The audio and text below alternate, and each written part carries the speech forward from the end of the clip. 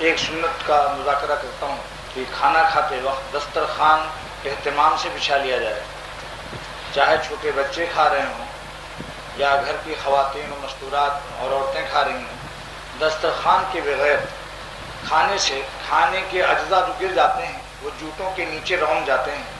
حضور صلی اللہ تعالی وسلم کا ارشاد ہے، یا عائشہ اکرم الخبز، اے عائشہ روٹی کا اکرام کر۔ روٹی کی عزت اور نعمت کی اس کھانے پینے کے جو اجزاء ہیں یہ سرکاری اجزاء ہیں، اللہ تعالیٰ کے عطا فرمائے ہوئے ہیں۔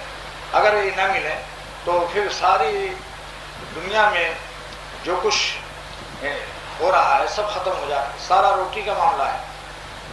میرے دوست اور بزرگوں، بمبئی جب میں گیا تھا تو میرے شیخ سے ایک شخص نے واقعہ بیان کیا کہ ایک فیکٹری کا مالک سرمایہ دار جو کھانا بچ جاتا تھا وہ گٹر میں پھینکوا دیتا تھا جہاں کی پیشاب پیخانہ ہوتا تھا۔ بتایا کہ اس پر ایسا عذاب آیا کہ وہ فٹ پاتھ پر بنیان بیچ رہا ہے، گنجی جس کو کہتے ہیں بنگلہ زبان میں۔ دیکھا، اس لیے رزق کے معاملے میں بڑی غفلت ہو رہی ہے۔ جس کو دیکھو گھر میں جہاں باورچی خانہ ہے، چھوٹے چھوٹے ٹکڑے چاول، بچے اس پر چل رہے ہیں، جوتیاں رکھ رہے ہیں۔ بھائی اللہ سے ڈرو، رزق کی برکت جب نکل جاتی ہے تو پھر کئی پشت تک نہیں آتی۔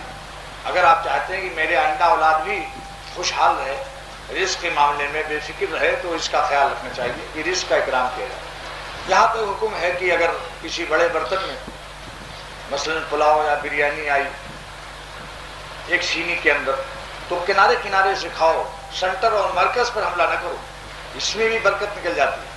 چاروں طرف سے کھاؤ اور بسم اللہ پڑھ کر کھانا، آخر میں الحمدللہ الذی اطعمنا وسقانا وجعلنا من المسلمین پڑھنا، کھانے سے پہلے ہاتھ دھو لینا، ٹیک لگا کر نہ کھانا، جتنی سنتیں ہیں کتابوں میں موجود ہیں۔ بس گزارش خلاصہ یہ ہے کہ چونکہ شیخ کا حکم بھی ہے اور ہم اس کو باعث برکت سمجھتے ہیں کہ بات سے پہلے رسول خدا صلی اللہ علیہ وسلم کی کسی سنت کا مذاکرہ ہو جائے، کیونکہ کتنے ہی وظیفہ انسان پڑھے، رات بھر جاگتا رہے، لیکن اگر سنت کے خلاف زندگی ہے یہ شخص کبھی اللہ والا نہیں ہو سکتا۔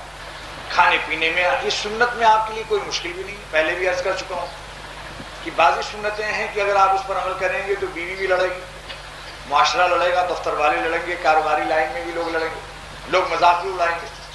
مثال کے طور پر داڑھی رکھنے کی سنت ہے، یہ ہے تو واجب مگر سنت بھی ہے، لیکن اس کے رکھنے میں بعض لوگوں کو کچھ مشکلات پیش آتے ہیں، ابھی ہمت نہیں ہے، ایمان اتنا قوی نہیں ہے، مخلوق کا خوف غالب ہے، خالق کا خوف ابھی غالب نہیں ہے ہوا، تو کم سے کم وہ سنتیں تو شروع کر دیجئے جس پر آپ سے معاشرہ کوئی لڑائی مزاحمت نہیں کرے گا، سوسائٹی آپ کو کوئی تانا یا کوئی اعتراض نہیں کرے گی۔ اب آپ بسم اللہ کر کے کھائیں گے تو کیا خاندان والے کہیں گے کیوں بسم اللہ پڑھا؟ اگر آپ نے دسترخوان بچھا لیا تو کیا خاندان والے کوئی لڑے گا بھی دسترخوان کیوں بچھایا؟ تو سونا جاگنا اٹھنا بیٹھنا یہ دعائیں تو یاد کر لیجیے۔ ایک کتاب ہے، چھوٹی سی کتاب ہے، عدیہ مسنونہ نام ہے، دعا مسنون دعائیں، اس کا نام ہی مسنون دعائیں ہیں۔ اس میں کھانے سے پہلے کی، سو کر اٹھنے سے کی دعا، چاند دیکھنے کی دعا، لباس پہن کر کی دعا، ایسی ایسی دعائیں ہیں۔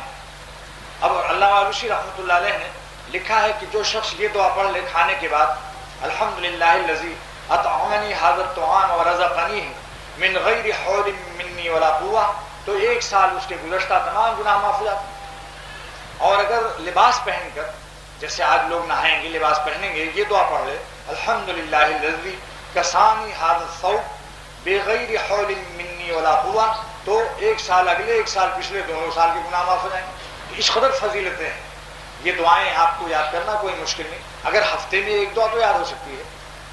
ابھی ایک جنرل اسٹور کھلوا دیا جائے، جو صاحب کہتے ہیں میرے دماغ میں بڑی کمزوری ہے، مجھے کوئی چیز یاد نہیں ہوتی، ان کو ابھی 1 لاکھ روپیہ دے کر کراچی میں جنرل اسٹور کھلوا دو، 1000 سامان جوڑیا بازار سے لائے گا اور 1000 چیزیں وہ یاد رکھے گا۔ کوئی کہا سوئی کہاں ہے، صابن کہاں ہے، چائے لاؤ تو وہیں ہاتھ پہنچا دے گا، سب یاد رہے گا، فلاں جگہ فلاں چیز۔ یہ کہاں سے حافظہ آ گیا؟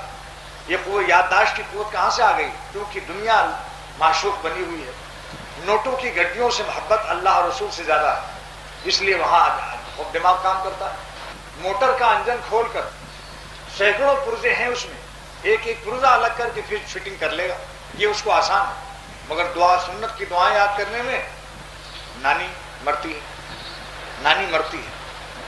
یہ محاورہ ہے، ورنہ آپ کہیں گے کہ سنت کی دعا یاد کروں گا تو میری نانی مر جائے گی. اس لیے میں کہتا ہوں بھائی اردو سمجھنے کے لیے محاورات ہیں، سمجھا؟ کہتے ہیں بھائی اتنا ماروں گا کہ تمہیں نانی یاد آ جائے گی. تو یہ محاورات ہیں، سمجھا؟ کسی کو نہ یاد آئے تو کہ مولانا آپ نے تو ہم کو بہت پیٹا مگر مجھے تو میری نانی یاد نہیں آئی. تو یہ لغت سے نہیں حل کیا جاتا، محاورات کو محاورات سے سمجھا جاتا ہے. بہرحال چڑھنے اترنے کی سنت کا بھی مذاکرہ پچھلی دفعہ ہوا تھا کہ جب بلندی پر چڑھیں تو اللہ اکبر کہیں، نیچے اتریں تو سبحان اللہ پڑھیں. اسی طریقے سے جوتا پہننا اتارنا، ماں بہنوں سے بھی گزارش کرتا ہوں جب جوتیاں پہنیں داہنے پاؤں میں اتاریں، بائیں پیر کو نکالیں. یہ سب سنتیں جو ہیں اس کو معمولی مت سمجھیے. انشاءاللہ اس کی برکت سے روز بروز اللہ تعالیٰ کے سے تعلق بڑھے گا، حضور صلی اللہ علیہ وسلم کی محبت بڑھے گی اور قلب میں نور پیدا ہوگا.